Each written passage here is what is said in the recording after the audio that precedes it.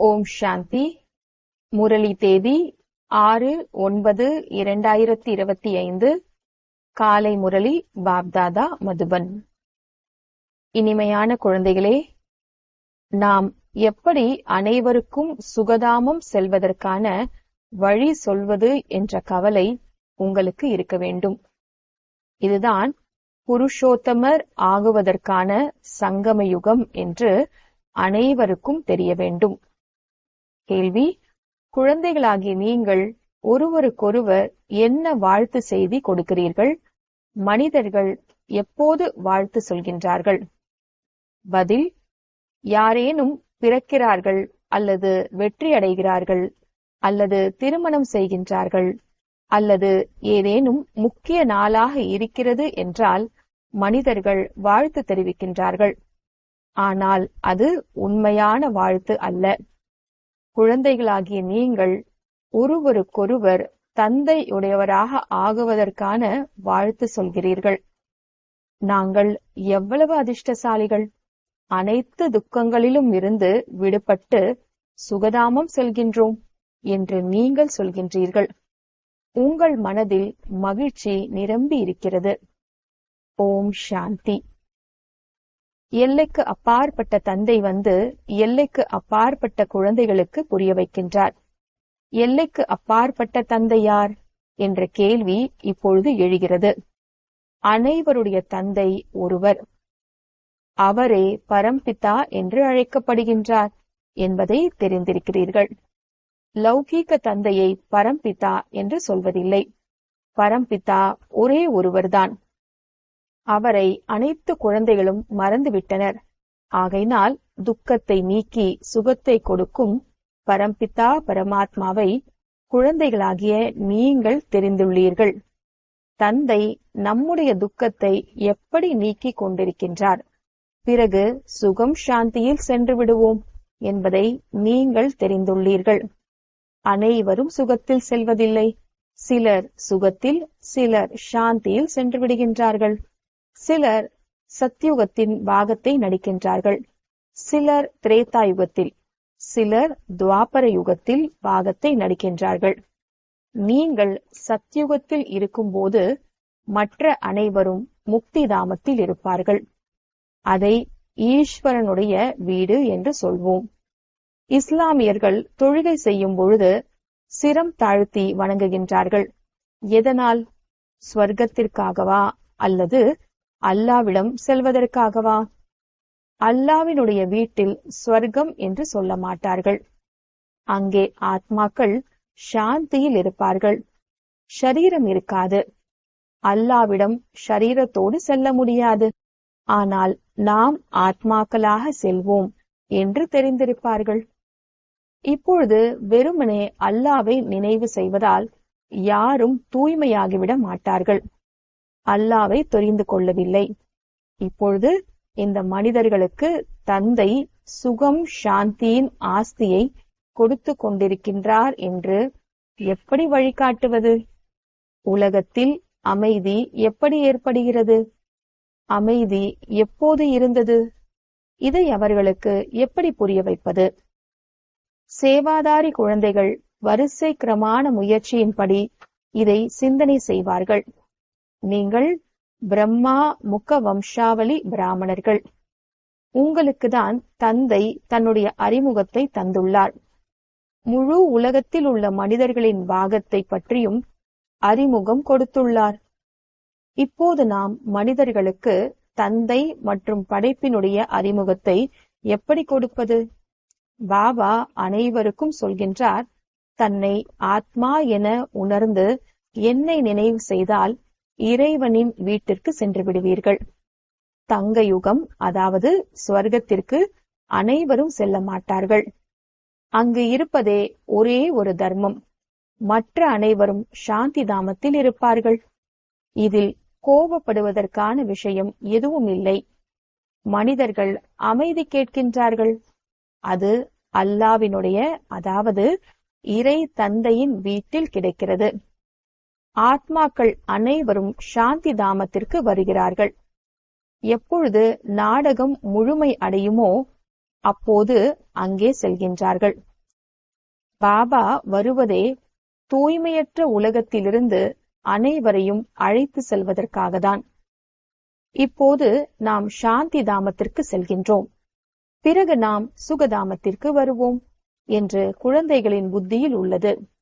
இது புருஷோத்தம சங்கம யுகம். புருஷோத்தம் அதாவது உத்தமத்திலும் உத்தமமான ஆத்மா.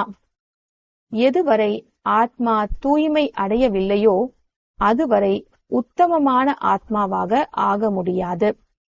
இப்போது பாபா உங்களிடம் சொல்கின்றார், என்னை நினைவு செய்யுங்கள் மற்றும் சிருஷ்டியை தெரிந்து கொள்ளுங்கள். கூடவே தெய்வீக குணங்களையும் தாரணை செய்யுங்கள். இந்த நேரம் அனைத்து மனிதர்களின் நடத்தையும் மோசமாக உள்ளது. புதிய உலகத்தில் நடத்தை மிகவும் முதல் தரமாக இருக்கும். பாரதவாசிகள்தான் உயர்ந்த நடத்தை அதாவது பண்பு நிறைந்தவர்களாக ஆகிறார்கள்.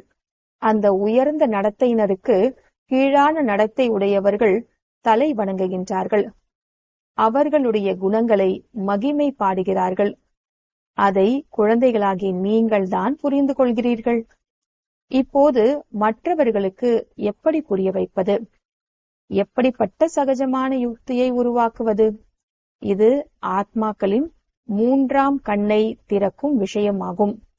பாபாவினுடைய ஆத்மாவில் ஞானம் இருக்கிறது. என்னிடம் ஞானம் இல்லை என்று மனிதர்கள் சொல்கின்றார்கள். இது தேக அபிமானமாகும். இதில் ஆத்ம அபிமானி ஆக வேண்டும். சந்நியாசிகளிடம் சாஸ்திரங்களின் ஞானம் இருக்கிறது. பாபாவுடைய ஞானத்தை பாபா எப்போது வருகின்றாரோ அப்போது கொடுக்கின்றார். யுக்தியோடு புரிய வைக்க வேண்டும். அந்த மனிதர்கள் கிருஷ்ணரை பகவான் என்று நினைக்கின்றார்கள். பகவானை தெரிந்து கொள்ளவே இல்லை. ரிஷி முனி போன்றவர்கள் எங்களுக்கு தெரியாது என்று கூறிவிடுகிறார்கள். மனிதர்கள் பகவான் ஆக முடியாது என்று நினைக்கிறார்கள். நிராகார பகவான் தான் படைப்பவர் ஆவார். ஆனால் அவர் எப்படி படைக்கின்றார்? அவருடைய பெயர், ரூபம், தேசம், காலம் என்ன? பெயர் ரூபத்திற்கு அப்பாற்பட்டவர் என்று சொல்லிவிடுகின்றார்கள். பெயர் ரூபத்திற்கு அப்பாற்பட்ட ஒரு பொருளுமே கிடையாது. அப்படி இருக்க முடியாது என்பதை கூட புரிந்து கொள்வதே இல்லை.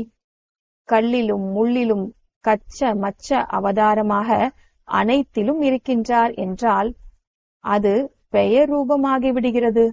ஒவ்வொரு நேரம் ஒவ்வொரு விதமாக கூறிக்கொண்டே இருக்கின்றார்கள். மனிதர்களுக்கு எப்படி புரிய வைப்பது என்று குழந்தைகளுக்கு இரவும் பகலும் சிந்தனை ஓட வேண்டும். இது மனிதனில் இருந்து தேவதை ஆகக்கூடிய புருஷோத்தம சங்கம யுகம் ஆகும். மனிதர்கள் தேவதைகளை வணங்குகின்றார்கள். மனிதர்கள் மனிதர்களை வணங்குவதில்லை. மனிதர்கள் பகவானை அதாவது தேவதைகளை வணங்க வேண்டியிருக்கிறது. இஸ்லாமியர்கள் கூட தொழுகின்றார்கள். அல்லாவை நினைக்கின்றார்கள். அவர்கள் அல்லாவிடம் சென்று சேர முடியாது என்று நீங்கள் தெரிந்துள்ளீர்கள். முக்கியமான விஷயம் அல்லாவிடம் எப்படி சென்றடைவது. பிறகு அல்லாஹ் எப்படி புதிய உலகத்தை படைக்கின்றார்? இந்த அனைத்து விஷயங்களையும் எப்படி புரிய வைப்பது? இதற்காக குழந்தைகள் ஞானக் கடலை கடைய வேண்டும். தந்தை ஞானக் கடலை கடைய வேண்டியது இல்லை. பாபா ஞானக் கடலை கடைவதற்கான யுக்தியை குழந்தைகளுக்கு கற்றுக் கொடுக்கின்றார். இந்த நேரம் அனைவரும் இரும்பு யுகத்தில் தமோ பிரதானமாக இருக்கின்றார்கள். கண்டிப்பாக ஏதோ ஒரு காலத்தில் தங்க யுகம் இருந்திருக்கும். தங்க யுகத்தை தூய்மையானது என்று சொல்லப்படுகிறது. தூய்மையானது மற்றும் தூய்மையற்றது. தங்கத்தில் கலப்படம் ஆகிறது இல்லையா? ஆத்மா கூட முதலில் தூய்மையாக சத்தோ பிரதானமாக இருக்கிறது. பிறகு அதில் துரு பிடிக்கிறது. எப்போது தமோ பிரதானமாக ஆகிவிடுகிறதோ அப்போது தந்தை வருகின்றார். தந்தை வந்துதான் சத்தோ பிரதானமாக சுகதாமத்தை உருவாக்குகின்றார். சுகதாமத்தில் பாரதவாசிகள் மட்டும்தான் இருப்பார்கள். மற்ற அனைவரும் சாந்தி தாமத்திற்கு சென்று விடுவார்கள். சாந்தி தாமத்தில் அனைவரும் தூய்மையாக இருக்கின்றார்கள். பிறகு இங்கே வந்து மெதுவாக தூய்மையற்றவர்களாக ஆகிவிடுகின்றார்கள். ஒவ்வொரு மனிதரும் சத்தோ ரஜோ தமோவாக கண்டிப்பாக ஆகின்றார்கள். நீங்கள் அனைவரும் அல்லாவின் வீட்டிற்கு சென்று சேர முடியும் என்று எப்படி சொல்லி புரிய வைப்பது? தேகத்தின் அனைத்து சம்பந்தங்களையும் மறந்து தன்னைத்தான் ஆத்மா என்று புரிந்து கொள்ள வேண்டும். இது பகவானுடைய மகா வாக்கியமாகும். என்னை நினைவு செய்வதன் மூலம் இந்த 5 பூதங்களும் விலகிவிடும். குழந்தைகளாகிய உங்களுக்கு இரவும் பகலும் இந்த சிந்தனை இருக்க வேண்டும். பாபாவிற்கு கூட சிந்தனை வந்தது. அப்போது நான் சென்று அனைவரையும் சுகமானவர்களாக ஆக்குவேன் என்ற எண்ணம் வந்தது. கூடவே குழந்தைகளும் உதவியாளர்களாக ஆக வேண்டும். தனியாக பாபா என்ன செய்வார்? ஆக ஞான கடலை கடையுங்கள். இது புருஷோத்தம சங்கமயுகம் என்று மனிதர்கள் உடனே புரிந்து கொள்ளும்படியாக அப்படிப்பட்ட வழியை கண்டுபிடியுங்கள். இந்த நேரம்தான் மனிதர்கள் புருஷோத்தமர் ஆக முடியும். முதலில் உயர்ந்தவர்களாக இருக்கின்றார்கள், பிறகு கீழே விழுந்து விடுகின்றார்கள். ஆரம்பத்திலேயே விழுந்து விடுவதில்லை. சிருஷ்டிக்கு வந்ததுமே தமோ பிரதானமாக ஆவதில்லை. ஒவ்வொரு பொருளும் முதலில் சத்தோ பிரதானம், பிறகு சத்தோ ரஜோ தமோவில் வருகிறது. குழந்தைகள் இவ்வளவு கண்காட்சிகள் செய்கின்றார்கள். ஆனாலும் மனிதர்கள் எதையுமே புரிந்து கொள்வதில்லை. ஆக வேறு என்ன வழி கண்டுபிடிப்பது? விதவிதமான வழிகளை கண்டுபிடிக்க வேண்டியிருக்கிறது. அதற்கு நேரமும் கிடைத்திருக்கிறது. உடனடியாக யாரும் சம்பூர்ணம் ஆகிவிட முடியாது. நிலா மெதுவாக வளர்ந்து கடைசியில் சம்பூர்ணமாகின்றது. நாம் கூட தமோ பிரதானமாக ஆகிவிட்டோம். பிறகு சத்தோ பிரதானமாக ஆவதில் நேரம் பிடிக்கிறது.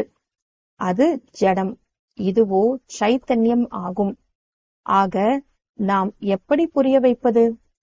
இஸ்லாமியர்களின் மௌலாவிக்கு, அதாவது தலைவருக்கு புரிய வைக்க வேண்டும். நீங்கள் ஏன் தொழுகை செய்கிறீர்கள்? யாருடைய நினைவில் செய்கின்றீர்கள்? இது பற்றி ஞான சிந்தனை செய்ய வேண்டும். முக்கிய நாட்களில் ஜனாதிபதி போன்றவர்கள் கூட மசூதிக்கு செல்கின்றார்கள், பெரியவர்களை சந்திக்கின்றார்கள். அனைத்து மசூதிகளுக்கும் பெரிய மசூதி இருக்கிறது. அங்கே ரமலான் வாழ்த்து சொல்ல செல்கின்றார்கள்.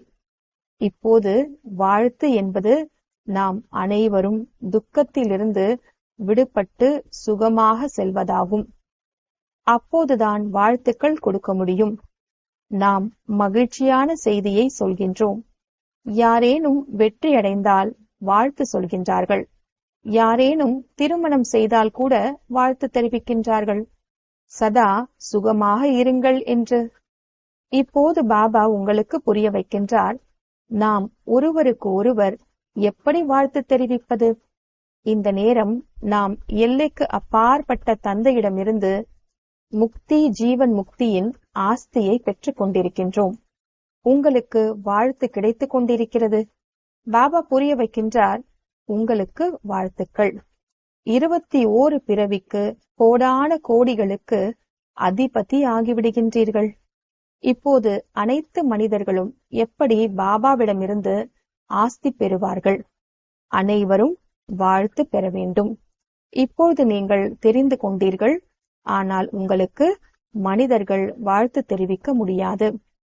அவர்கள் உங்களை தெரிந்து கொள்ளவே இல்லை. வாழ்த்து தெரிவித்தார்கள் என்றால் கண்டிப்பாக தானும் வாழ்த்தினை பெறுவதற்கு தகுதி அடைவார்கள். நீங்கள் மறைமுகமாக இருக்கிறீர்கள். ஒருவருக்கு ஒருவர் வாழ்த்து கூற முடியும். நீங்கள் எல்லைக்கு அப்பாற்பட்ட தந்தையுடையவர்களாக ஆகியுள்ளீர்கள். அதற்கான வாழ்த்துக்கள். நீங்கள் எவ்வளவு அதிர்ஷ்டசாலிகள்! ஏதேனும் லாட்டரி கிடைக்கிறது அல்லது குழந்தை பிறக்கிறது என்றால் வாழ்த்து கூறுகின்றார்கள். குழந்தை தேர்ச்சி அடைந்தாலும் வாழ்த்து தெரிவிக்கின்றார்கள். உங்களின் மனதிற்கு மகிழ்ச்சி இருக்கிறது, தனக்குத்தான் வாழ்த்து சொல்கிறீர்கள். நமக்கு பாபா கிடைத்திருக்கின்றார். அவரிடமிருந்து ஆஸ்தியை பெற்றுக் கொண்டிருக்கின்றோம். பாபா புரிய வைக்கின்றார், ஆத்மாக்களாகிய நீங்கள் துர்கதியை அடைந்தீர்கள். இப்போது நீங்கள் சத்கதியை அடைகிறீர்கள். அனைவருக்கும் ஒரே வாழ்த்து கிடைக்கிறது. கடைசியில் அனைவருக்கும் தெரிய வரும், யார் உயர்ந்தவரிலும் உயர்ந்தவராக ஆகியிருக்கின்றார்களோ அவர்களுக்கு கீழே இருப்பவர்கள் வாழ்த்து தெரிவிப்பார்கள். நீங்கள் சூரியவம்ச குலத்தில் மகாராஜா மகாராணி ஆகின்றீர்கள். யார் வெற்றி மாலையில் மணி ஆகின்றார்களோ அவர்களுக்கு கீழே இருப்பவர்கள் வாழ்த்து தெரிவிப்பார்கள். யார் தேர்ச்சி அடைவார்களோ அவர்களுக்கு வாழ்த்து கிடைக்கும். அவர்களுக்கு பூஜை நடக்கும். உயர்ந்த பதவி அடையும் ஆத்மாக்களுக்கு வாழ்த்து கிடைக்கிறது. பிறகு பக்தி மார்க்கத்தில் அவர்களுக்கு தான் பூஜையும் நடக்கிறது. ஏன் பூஜை செய்கின்றார்கள் என்று மனிதர்களுக்கு தெரியவில்லை. ஆனால் குழந்தைகளுக்கு இதே கவலை இருக்கிறது. எப்படி புரிய வைப்பது? நாம் தூய்மையாகிவிட்டோம், மற்றவர்களையும் எப்படி தூய்மையாக்குவது? உலகம் மிக பெரியதல்லவா? என்ன செய்தால் ஒவ்வொரு வீட்டிற்கும் செய்தி போய் சேரும்? நோட்டீஸ் போடுவதால் அனைவருக்கும் செய்தி கிடைப்பதில்லை. இந்த செய்தி ஒவ்வொருவரின் கைக்கும் போய் சேர வேண்டும். ஏனெனில் தந்தையிடம் போய் சேர்வது எப்படி என்று அவர்களுக்கு முற்றிலும் தெரியாது. அனைத்தும் பரமாத்மாவை அடைவதற்கான வழிகளே என்று கூறிவிடுகின்றார்கள். ஆனால் பாபா சொல்கின்றார், இந்த பக்தி, தான, புண்ணியம் பல பிறவிகளாக செய்து வந்தீர்கள். ஆனால் வழி கிடைக்கவில்லை. இவை அனைத்தும் முதலும் முடிவுமற்றதாக நடந்து வருகிறது என்றும் சொல்கின்றார்கள். ஆனால் எப்போது ஆரம்பமானது? முதலும் முடிவுமற்றது என்பதன் அர்த்தத்தை புரிந்து கொள்ளவே இல்லை. உங்களிலும் கூட வரிசை கிரமமான முயற்சியின்படி தெரிந்து கொள்கிறீர்கள்.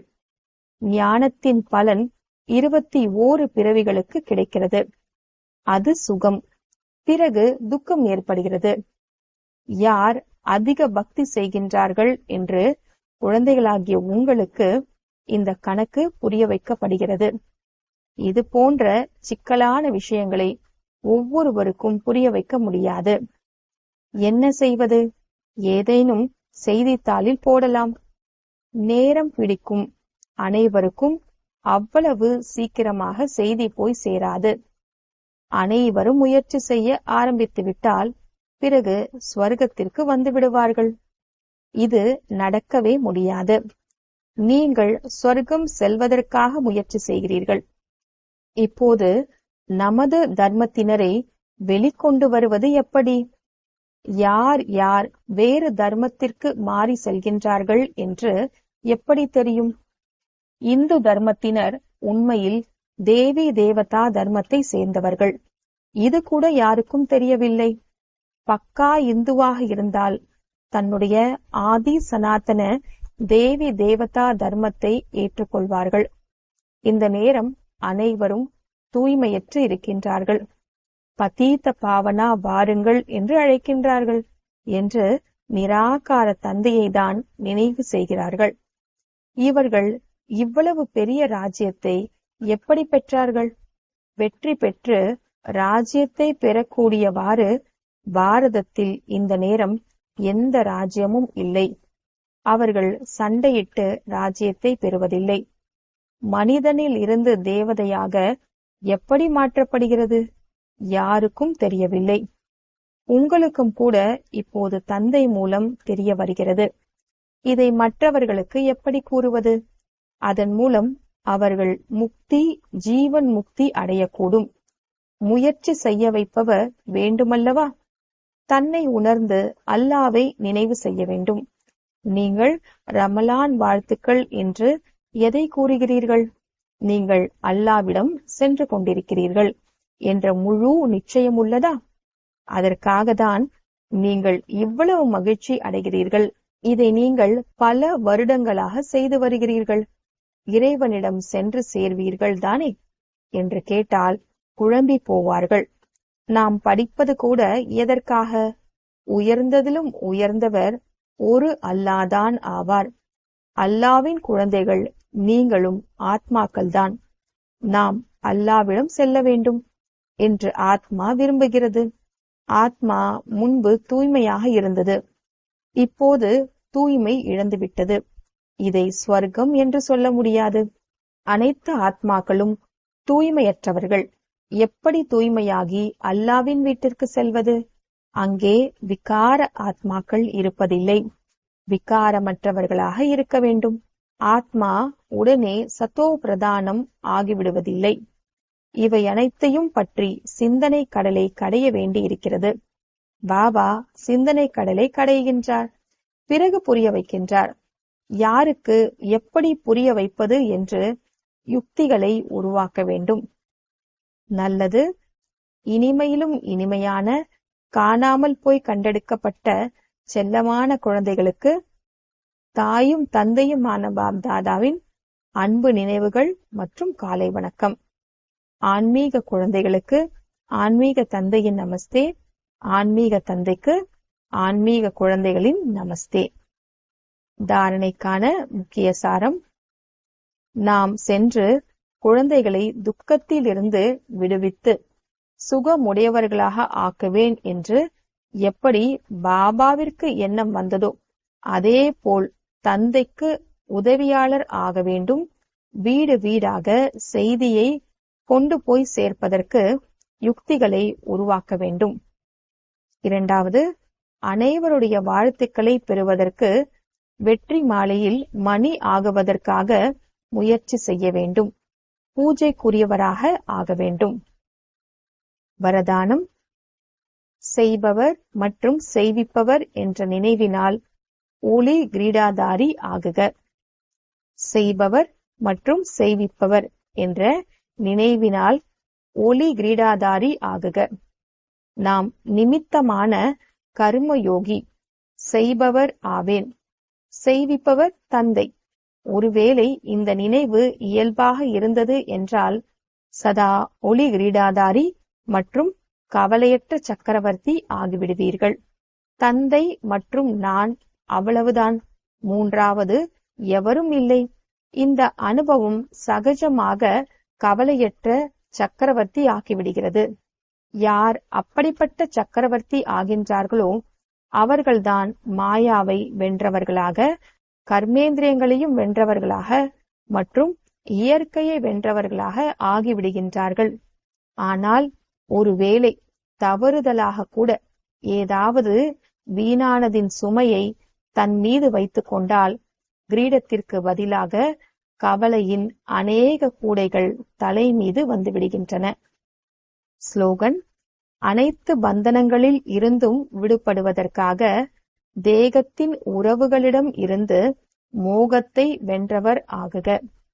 அனைத்து பந்தனங்களில் இருந்தும் விடுபடுவதற்காக தேகத்தின் உறவுகளிடம் இருந்து மோகத்தை வென்றவர் ஆகுக.